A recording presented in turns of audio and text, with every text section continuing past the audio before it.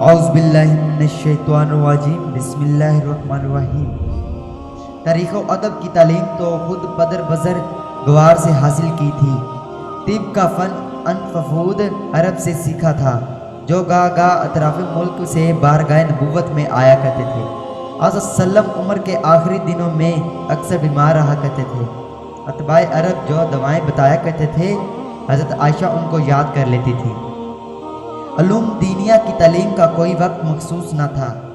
معلم شریعت خود گھر میں تھا اور شب و روز اس کی صحبت میسر تھی۔ آپ صلی اللہ علیہ وسلم کی تعلیم و ارشاد کی مجلسیں روزانہ مسجد نبوی میں منعقد ہوتی تھیں، جو حجرہ عائشہ رضی اللہ تعالیٰ عنہا سے بالکل ملحق تھی۔ اس بنا پر آپ گھر سے باہر بھی لوگوں کو جو درس دیتے تھے وہ اس میں شریک رہتی تھی۔ اگر کبھی بہت کی وجہ سے کوئی بات سمجھ میں نہ آتی تو آپ صلی اللہ علیہ وسلم جب زنان خانہ میں تشریف لاتے دوبارہ پوچھ کر تشفیع کر لیتی، کبھی اٹھ کر مسجد کے قریب چلی جاتی۔ اس کے علاوہ آپ صلی اللہ علیہ وسلم نے عورتوں کی درخواست پر ہفتہ میں ایک خاص دن ان کی تعلیم و تلقین کے لیے متعین فرما دیا تھا۔ شب و روز میں علوم و معارف کی 20 مسئلے ان کے کان میں پڑتے تھے۔ ان کے علاوہ خود حضرت عائشہ رضی اللہ عنہا کی عادت یہ تھی کہ ہر مسئلہ جو کہ بے تعمل آپ صلی اللہ علیہ وسلم کے سامنے پیش کر دیتی تھی، اور جب تک تسلی نہ ہو لیتی صبر نہ کرتی۔ ایک دفعہ آپ صلی اللہ علیہ وسلم نے فرمایا کہ قیامت میں جس کا حساب ہوا اس پر عذاب ہوگا۔ عرض کی یا رسول اللہ، خدا تو فرماتا ہے انشفاق، اس سے آسان حساب لیا جائے گا۔ آپ صلی اللہ علیہ وسلم نے فرمایا یہ اعمال کی پیشی ہے، لیکن جس کے اعمال میں جرا قدا شروع ہوئی وہ تو برباد ہی ہوا۔ ایک دفعہ انہوں نے پوچھا یا رسول اللہ، خدا فرماتا ہے جس دن زمین و آسمان دوسری زمین سے بدل دیے جائیں گے اور تمام مخلوق خدائے واحد و قہار کے روبرو ہو جائے گی۔ ایک دوسری روایت میں ہے کہ یہ آیت پڑھی، تمام زمین اس کی مٹھی میں ہوگی اور آسمان اس کے ہاتھ میں لپٹے ہوں گے۔ جب زمین و آسمان کچھ نہ ہوگا تو لوگ کہاں ہوں گے؟ آپ صلی اللہ علیہ وسلم نے فرمایا صراط پر۔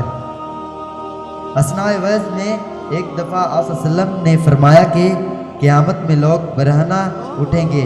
عرض کی یا رسول اللہ صلی اللہ علیہ وسلم، زن و مرد یکجا ہوں گے تو کیا ایک دوسرے کی طرف نظریں نہ اٹھ جائیں گی؟ ارشاد ہوا کہ عائشہ وقت عجب نازک ہوگا، یعنی کسی کو کسی کی خبر نہ ہوگی۔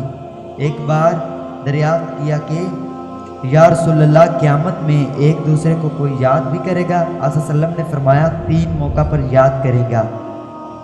ایک تو جب اعمال تولے جا رہے ہوں گے، دوسرے جب اعمال نامے بٹ رہے ہوں گے، تیسرے جب جہنم گرج گرج کر کہہ رہی ہوگی کہ میں 3 قسم کے آدمیوں کے لیے مقرر ہوئی ہوں۔ ایک دن یہ پوچھنا تھا کہ کفار و مشرکین نے اگر عمل صالح کیا ہے تو اس کا ثواب ان کو ملے گا یا نہیں۔ عبداللہ بن جدان مکہ کا ایک نیک مزاج اور رحم دل مشرک تھا۔ اسلام سے پہلے قریش کی باہمی خون ریزی کے انسداد کے لیے اس نے تمام رؤسائے قریش کو مجتمع کر کے ایک صلح کی مجلس قائم کی تھی، جس میں خود آپ صلی اللہ علیہ وسلم بھی شریک تھے۔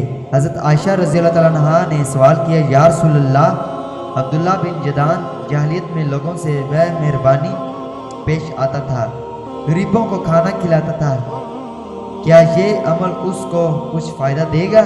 آپ صلی اللہ علیہ وسلم نے جواب دیا نہیں عائشہ، اس نے کسی دن یہ نہیں کہا کہ خدایا قیامت میں میری خطا معاف کرنا۔ جہاد اسلام کا ایک فرض ہے۔ حضرت عائشہ رضی اللہ عنہا کا خیال تھا کہ جس طرح دیگر فرائض میں زن و مرد کی تمیز نہیں، یہ فرض عورتوں پر بھی واجب ہوگا۔ ایک دن آپ صلی اللہ علیہ وسلم کے سامنے یہ سوال پیش کیا۔ ارشاد ہوا کہ عورتوں کے لیے حج ہی جہاد ہے۔